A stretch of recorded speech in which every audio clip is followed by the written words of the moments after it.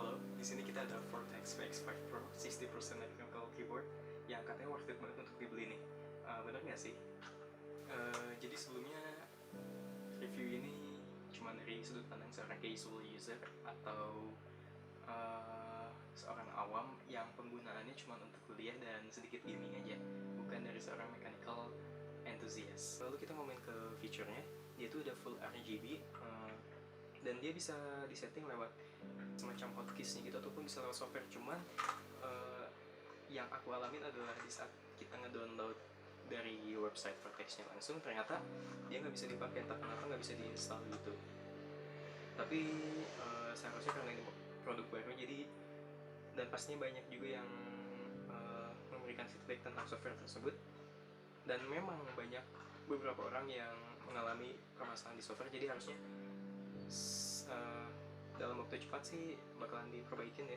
Apalagi ini cuma masalah software doang sih. Kabelnya juga dia detachable Type-C, udah braided, jadi durability-nya harusnya bisa kita andelin lah ya.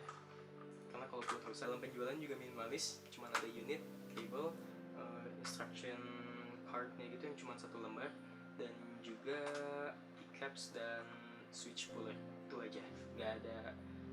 Nggak ada cadangan untuk switch ataupun keycaps cadangan dan lain sebagainya, nggak ada.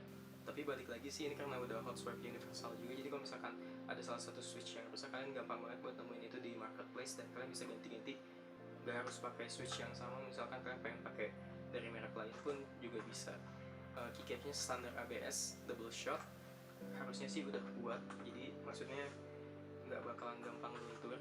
Oh ya, untuk bodinya ini dia nggak ada riser baik built-in ataupun add-on, jadi ya ini cuma ada rubber fit doang yang ya sebenarnya cukup sih untuk sekedar nggak bikin licin. Cuman kalau misalkan kalian suka keyboard yang lebih tinggi lagi, agak sulit, mungkin kalian harus bikin sendiri atau gimana lah intinya. Saya nggak ada sama sekali riser bawaan, cuma secara desain bodinya dia udah kayak udah miring ke atas gitu loh, dari atas ke bawah. Jadi harusnya ini udah cukup sih segini juga, tapi balik lagi yaitu preferensi sendiri. Mungkin kalian bisa nakalin itu pakai palm race atau apapun itulah. Kalau nggak salah pakai Optimus switch dengan 3 pilihan warna, yaitu red, brown, dan blue, dan yang aku pakai saat ini adalah varian yang brownnya, dan it turns out suaranya ternyata enak untuk keyboard harga segini. Nggak expect ternyata sebagus ini.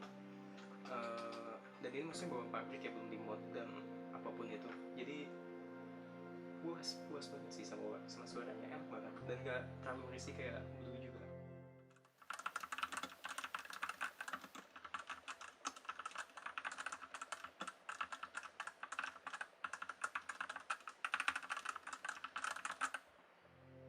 Cuman aku nggak tahu apakah ini normal atau enggak untuk keyboard harga segini, dan khususnya untuk unit VX5 Pro ini.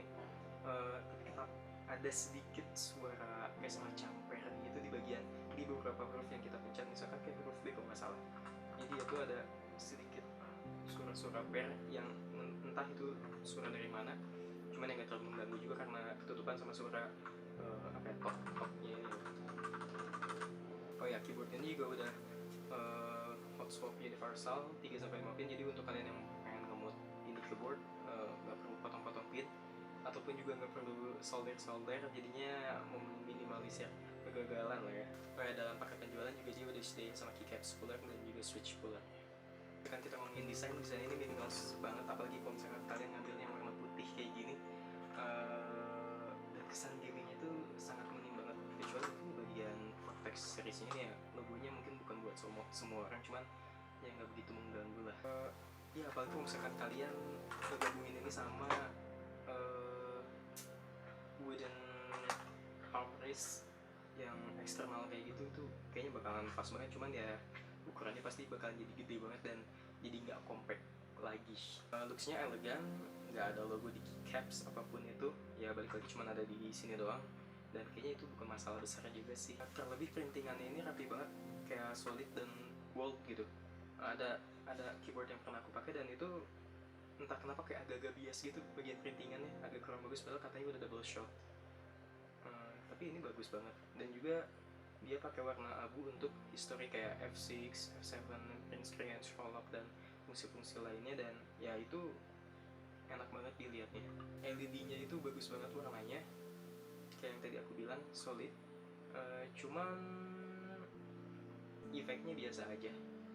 Jadi ya, tapi itu balik lagi bukan masalah besar. Ya aku juga nggak nemuin satupun warna yang nggak solid di key apapun. Semua warnanya solid, bahkan termasuk keys yang agak-agak besar kayak enter, backspace, shift, dan lain-lain. Desain kabelnya lumayan bagus lah untuk bawaan pabrik, dia udah graded dan warnanya juga putih. Cuma mungkin kalau misalkan kalian kurang puas bisa kalian ganti aja karena itu udah detachable dan pakai USB Type-C yang pastinya itu universal banget, gampang banget kalian temuin di marketplace. Layout 60% dengan bezelnya yang tipis, tampilan minimalis banget sih, dan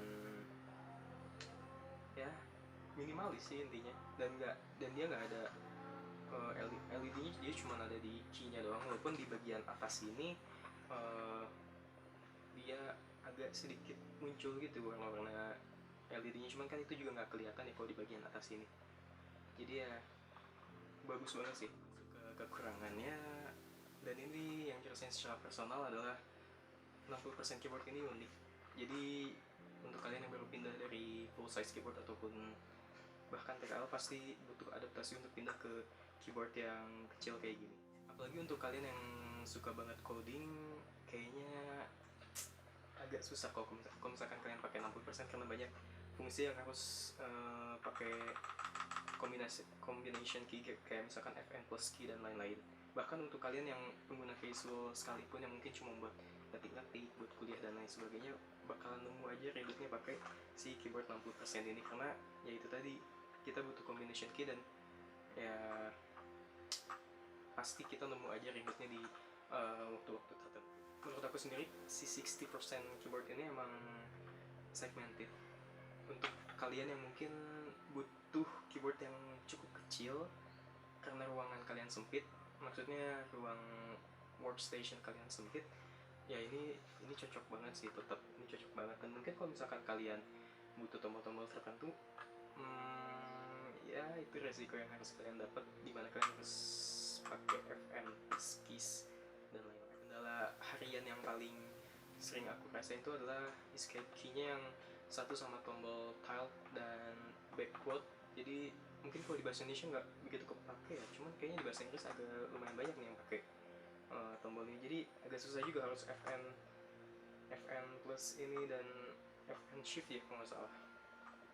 Cuman ya itu nggak masalah besar, dan balik lagi itu resiko yang harus diambil dari saat kalian pilih si 60% keyboard ini. Mungkin kalian kalau misalkan agak ragu untuk ngambil 60% ini, kalian bisa coba dulu ke keyboard TKL, atau mungkin yang tombolnya lebih banyak, mungkin yang 68%.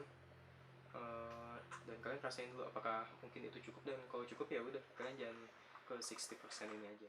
Nah kalau misalkan aku sendiri, gimana sih ngakalin tombol-tombol tadi? Kalau aku sendiri ya, karena aku pakai laptop, jadi kalau misalkan ada tombol yang sekiranya ribet harus pakai Fn plus keys, mendingan aku pakai keyboard laptopnya aja. Cuman mungkin ini bakalan ribet banget buat kalian yang pakai PC desktop, karena ya nggak ada keyboard lainnya. Mempertimbangkan harga keyboard ini, MSRP-nya di angka 420 ribuan, menurut aku ini keyboard yang cukup worth it, apalagi untuk kalian yang baru mau masuk ke mechanical keyboards. Keyboard ini juga nggak gaming oriented, jadi ini cukup universal buat kalian yang mungkin nggak suka banget peripheral yang terlalu gaming karena kebanyakan kurang minimalis. Ini juga cocok banget buat kalian.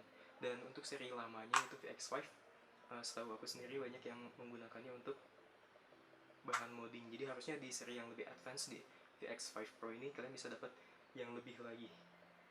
Jadi ya mungkin ini buat yang newbie ataupun bahkan mungkin yang udah pro mechanical enthusiast, bisa jadi barang yang cukup worth it ya. Pesaingnya saat ini tuh mungkin ada di Funtech Maxfit 61, tapi untuk stoknya sendiri tuh agak jarang, dan biasanya harganya melonjak banget, bahkan bisa sampai 500 sekian. Dan menurut aku itu udah gak worth it lagi sih, karena ya ada segmen lain di kelas tersebut. Jadi, dan terlebih juga Maxfit 61 tuh memiliki build yang identik dengan X5 Pro, bahkan katanya secara software pun sama. Jadi ya Mungkin ini bisa jadi salah satu opsi buat kalian yang mau masuk ke mechanical keyboard.